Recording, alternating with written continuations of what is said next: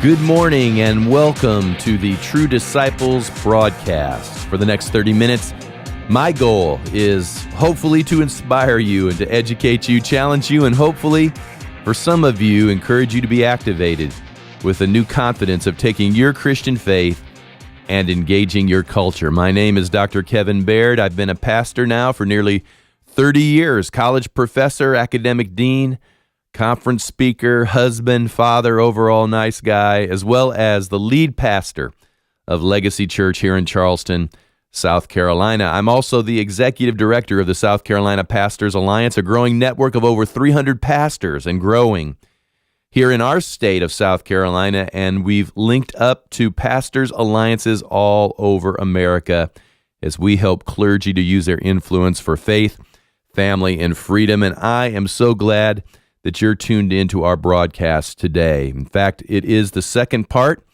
of a two-part message entitled, Where Have All the Fathers Gone? And so we're glad you've tuned in. If you want to catch up by listening to part one, you can go to the YouTube site, Legacy Media, and you can find that message there in video as well as audio format, and you can catch up and you can be on the same page, and we would love for you to do that.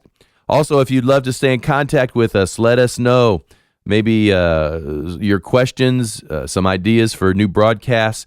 You can catch up with us at legacychurchsc.org is our website. You can communicate to us through there or use the same Legacy Church SC and just put at AOL.com. And we would love to hear from you. Perhaps you'd like to sponsor the program.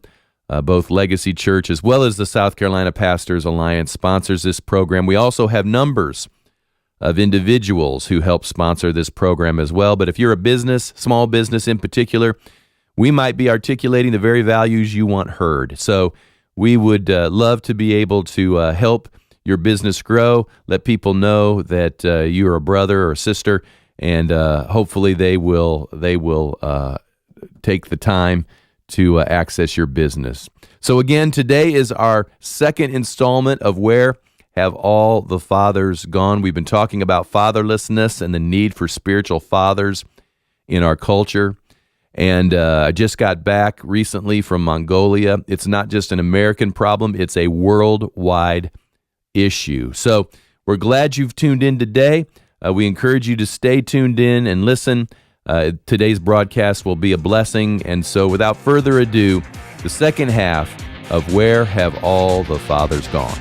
Number 4 was a guy by the name of Irenaeus. Irenaeus was the one who God used to begin to identify which writings were to be considered Scripture. And they began to determine, by responding to the Holy Spirit, what would eventually become what we know as our Bible. And he helped to codify some of these things. The 5th one was a guy by the name of Tertullian. Tertullian actually started a group by the name of Montanus. I know you don't know these, probably don't care to know these, but Montanus were really a restoration group. They would resemble in many ways a charismatic church. They would prophesy and the gifts of the Spirit would move amongst them, and the church had begun to drift from these understandings, and Tertullian was one that began to call the church to come back to the moving of the Spirit and the power of God. They loved him so much, of course, they declared him a heretic as well. Origen is another one. Origen, believe it or not, decided he was going to write a commentary on every book of the Bible, and he did. So the first commentary set that we have came from Origen. Number 7 was Athanasius. Athanasius was a guy that fought for the divinity of Christ. The divinity of Christ was being challenged by another popular minister by the name of Arius. Arius said that Jesus was something more than man, but less than God. Used a Latin phrase. It's called tertium quid, in between. And Athanasius was the one that God used to arise to challenge this notion that somehow Jesus was less than divine. Athanasius was the one that said, Jesus is Lord. He is God. And then I'll just leave you with the last one, a guy by the name of John Chrysostom. John established the primacy of preaching. He was the one that began to restore to us the place of the declaration of God's Word. And I could go on and on and on. I didn't even scratch the surface of all of these fathers of the church. But But all of these and more brought stability. They brought maturity to the early church, to the people of God. They laid foundations that are being laid in you and me that we enjoy to this very day. Now, let me just stop at this place. And I want to share with you the reason our churches and our homes are in such great dysfunction. Statistics, you can get wrapped up in statistics and almost lost in statistics. But the Bible says that the reason the church and the home is dysfunctional today, Paul said it, was that we have 10,000 teachers but not many fathers. You understand we're dysfunctional, and we have more marriage books, we have more parenting books, we have more relational books. We have people who are PhD'd in psychiatry and psychology. You understand we have drugs that we can give you to help you act right. I mean, we've got so much at our disposal with which we supposedly could use to be functional in our relationships and human beings, and yet we are in breakdown. Now, why is that? It's because we have 10,000 teachers, we have libraries, we have the internet, we have the web, we have it all. We have all of this at our disposal, but we don't have many fathers. Let me give you some statistics. Just listen or write quick. This is statistics of fatherlessness. Now, these are just raw biological statistics. 43% of all children grow up without a father figure in their life. 43%. 63% of all youth suicides had no father. 63. That's 5 times the national average. 71% of pregnant adolescent girls have no father. 71% of high school dropouts have no father. That is 9 times the national average. 71%. 75% of youth patients in rehab have no father. 80% of rapists, or those that have anger issues, have no father. 85% of youth in prison have no father. You may say, well, Pastor, whoa, they didn't get here, immaculately.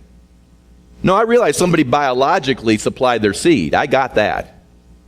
That doesn't make you a father.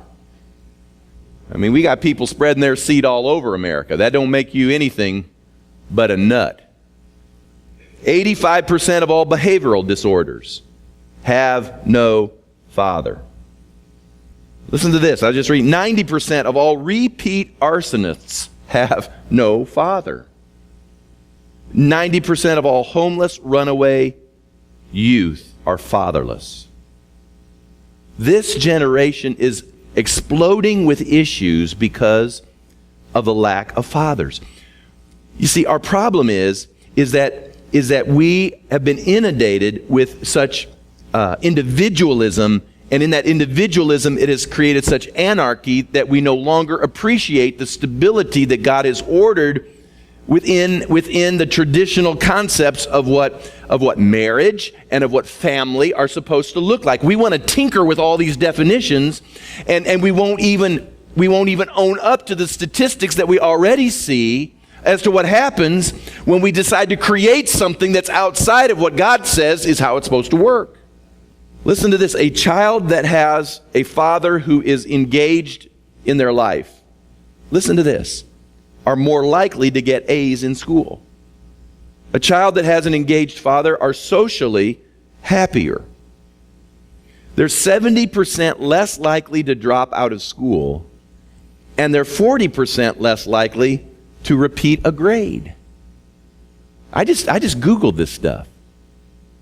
In fact, there are several sites that you can go read, and ostensibly they all read statistically almost exactly the same. I can go on and on and on and on. I won't depress you anymore with all of that, except to say that fathers, listen to me, fathers, we hold a key.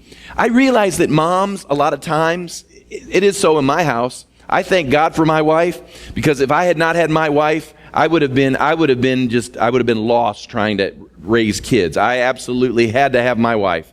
But there's something by us being there, being engaged, being a part of it, that helps work in our kids' life and the stability of what's around us. And I know I'm going to take some hits on this remark, but I'm going to say this anyway because I've already taken hits, so what's another one? Do you realize that the tsunami that we're experiencing with regards to gay marriage and its generally accepted behavior is directly linked, I believe, to father wounds? I don't care what anyone says. I believe it is linked to a generation that has father wounds. I believe that women who choose homosexual relationships are because men have wounded them.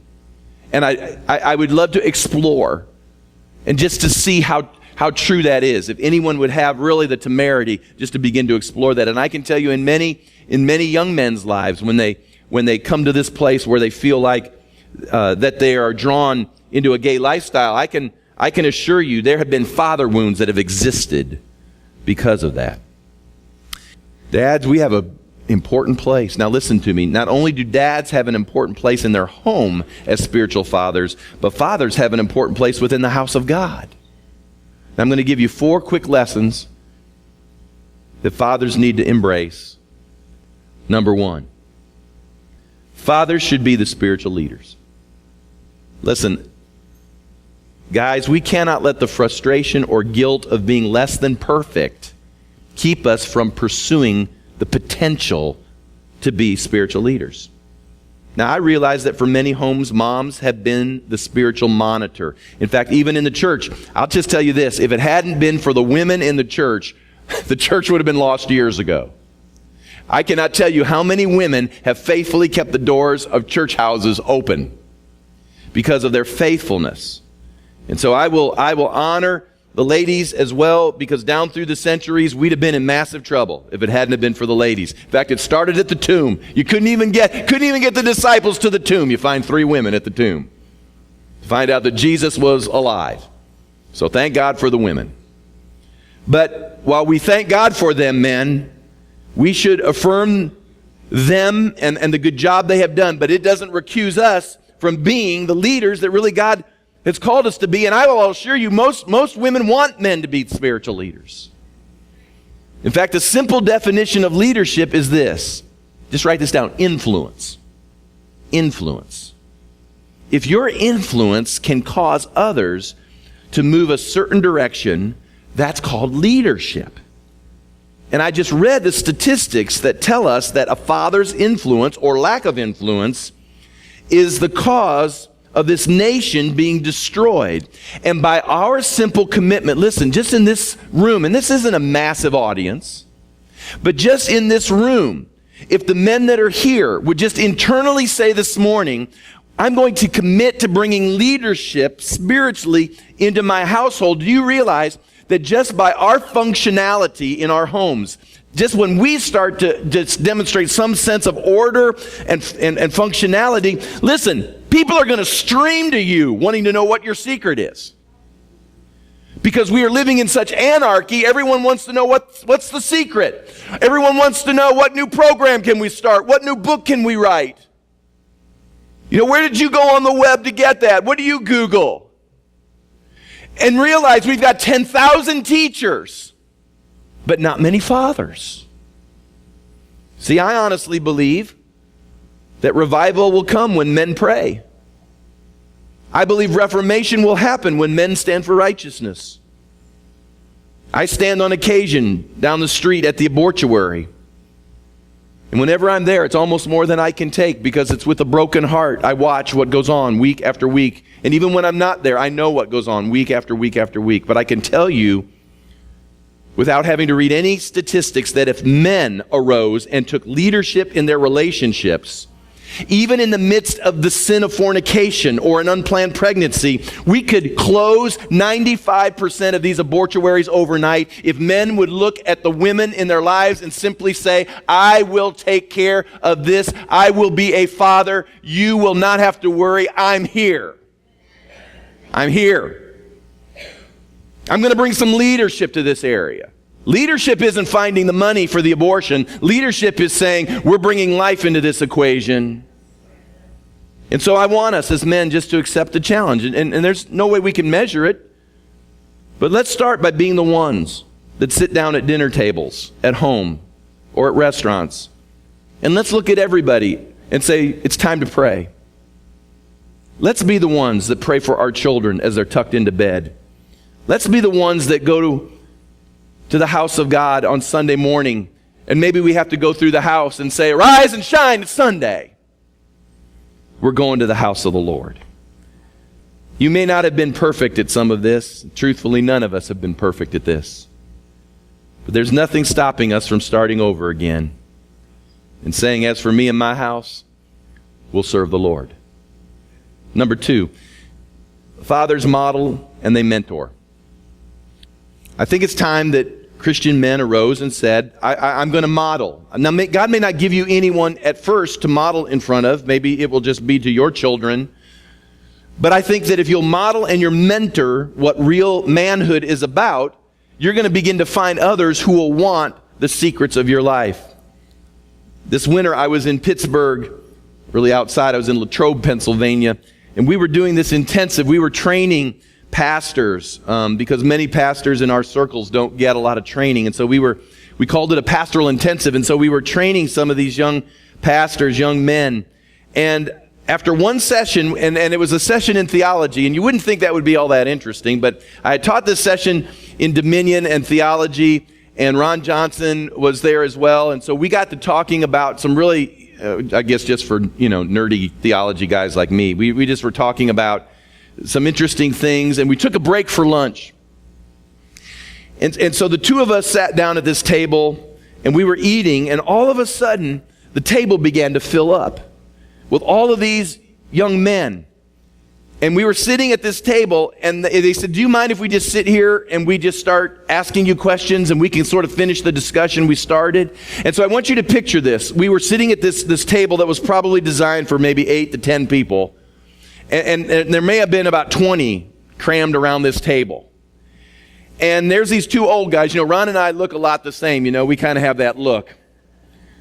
And so all of these young men were around this table. And here we are. We're bantering around about doctrine and application and practicality and relevance. And what does this mean in actual living? And all of these types of things. And that's not exactly the thing you would ordinarily have maybe with a bunch of guys, but I remember sitting there, and all of a sudden it just dawned on me that there was something that was crying out in these young men's lives, that they wanted some substance to be put in there. They wanted to hear from a couple older guys, and I'm to the place now, I'm not megally old, I don't want to just, I'm getting there, I'm not quite there. But they were wanting something that only fathers could give. And interestingly, even with my boys as they're getting older, and now it's happening with my daughter as well as she's getting older, is they love to have these conversations where we sit down and we actually talk about substantive things. You may not have all the answers, but there's something now in my life. I'm 53 years old, and I sit down, and whether it be Clayton calling me from long distance or things like happened in Pittsburgh, I'm suddenly realizing that God has forged maybe a couple things inside of me that are now worthy to be put out. And that there are actually people who want to hear what might come out. And I thought to myself, that's really kind of an amazing thing, because what it says to me, number one, is that God is wanting to forge you in this room as a father, but more than that, He's showing me that there's a generation that's crying out for fathers. You know what I think? Here, I want to say this out loud. Talking about God is manly. It's manly. It's not sissy. Man, I just got done reading Stephen Mansfield's book that was entitled Killing Jesus. Don't get it mixed up with Bill O'Reilly's book under the same title. Go get Mansfield's book on killing Jesus. I want you to know something. Jesus was a man. He was a man. Anybody that thinks Jesus was a sissy has never met the Jesus of the Bible. That's who I'm following. It's a man who took they beat him to the bone, and he stood up and he walked his way to his own cross. Let me tell you something. Sylvester Stallone has nothing on Jesus. Arnold's got nothing on Jesus. In fact, Jesus was the only one that could truly say, "I'll be back." I mean, He's the only one that can do that. Number 3, Fathers set order and foundation. Fathers set in place the foundation of their home. Fathers set the foundation in the church. The reason here at Legacy we speak about apostolic government, and you may not understand what all that means, but at this point you can understand this part, is that we believe that just as a person's house works best with a spiritual dad involved, we believe the church works best when there's spiritual fathering that can take place. And so when I say that everybody needs a pastor, I believe that. I believe you need a pastor. I need a pastor. I have a pastor in my life. See, it's not about what church do you go to. The question I always want to know from people is, who's your pastor? See, because there are people that go to church and that doesn't do them any good. It doesn't do them a lick of good. They go to church every Sunday and they're no farther along the road than they were 30, 40 years ago when they started going to church. Oh yeah, they've heard a lot of teaching. They've had 10,000 teachers, just not many fathers. And so I just believe that there needs to be someone in your life that can forge some things inside of there. It's the same concept as to what I think spiritual dads in their home can do. America's crumbling due to fatherlessness. Our own president has been affected by this dynamic. Our president, Barack Obama, no matter what you may think of him this morning, and this really is not a political shot, it's just simply a historical, biographical fact. He grew up without a father. And because of the fatherlessness, it's left gaps in his life. And so it's caused me at some levels, as much as we are philosophically at odds, it has left me at some part at least compassionately a prayer that somehow a father could fill the voids that obviously are at work even in our president's life. And then lastly, fathers lay down their lives. I have a book on my shelf that's entitled Lessons from the Titanic. Lesson number 1 is don't hit icebergs. That's the first lesson. Lessons from the Titanic. It's an interesting book.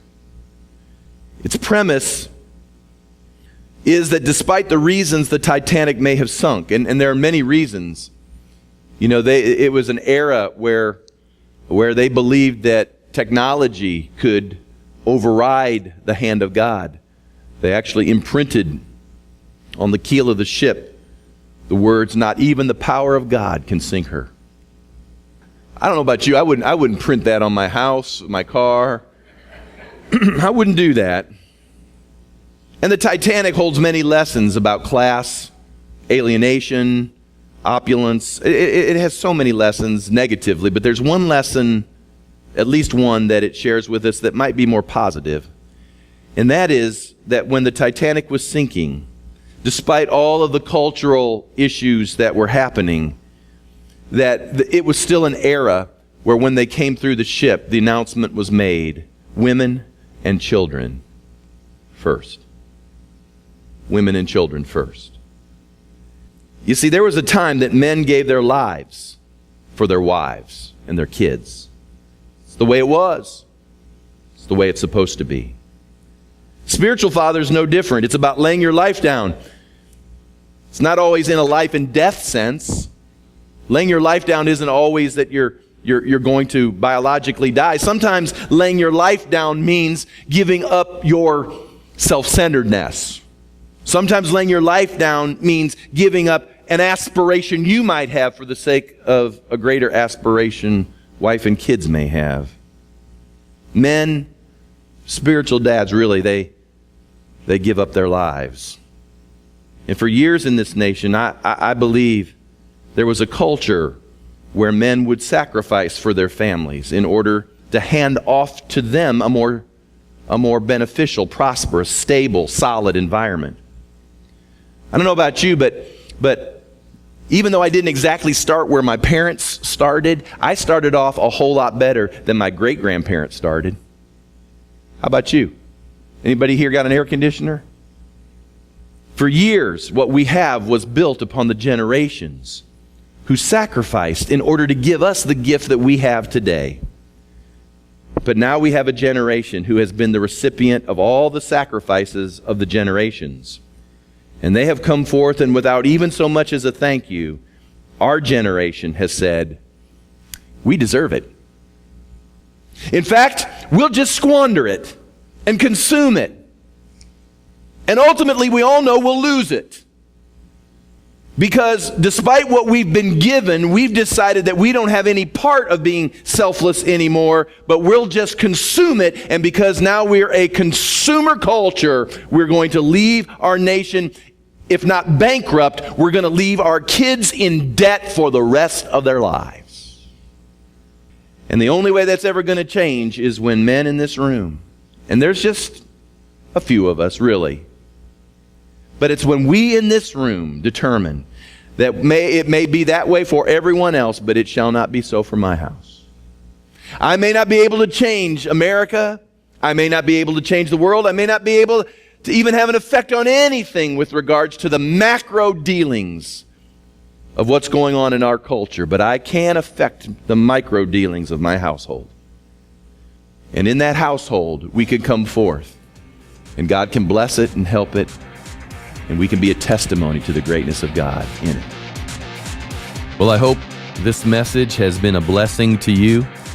We believe that we are articulating principles that are important for not only a believer, but our culture to grab hold of again. You know, America prospered when America had a Judeo-Christian ethic. And it seems to me that just by virtue of the evidence, you can look across the world and you can see those nations that uphold and embrace a Judeo-Christian ethic seem to be the nations that prosper. And I believe there's a reason for that. I believe that God's ways work, and it not only works for those who are of a religious nature, but His ways work by way of precept in the earth. And so we want your household to prosper. We want your family to be blessed and to be strengthened. We don't want you to be a statistic. We want you to be someone who breaks the statistical molds, and you have a great, solid family, and that gives you the best possible start for your future. I'm so glad you tuned in today to this True Disciples broadcast. And again, contact us. We'd love to hear from you. Perhaps if you'd like to sponsor us as a small business, we would love to visit with you as well. Mention your business here on air.